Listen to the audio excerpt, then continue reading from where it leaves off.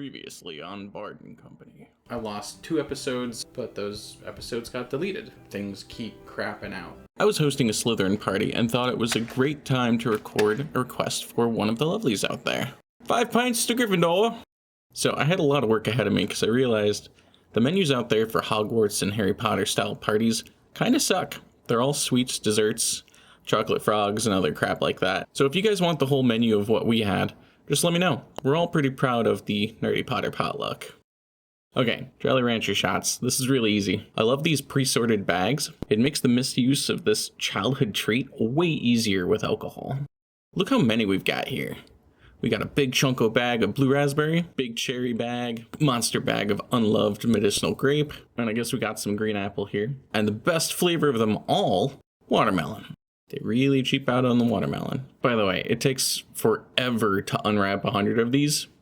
So at the end of the video, I've got some alternatives to save you a little bit of sanity. And now on to the recipe. It's actually super easy. We're gonna start with... Ah, crap.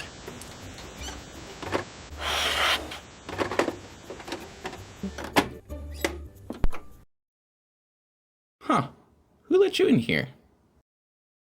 Come here, big guy. We're going to start with 2 candies per ounce of vodka.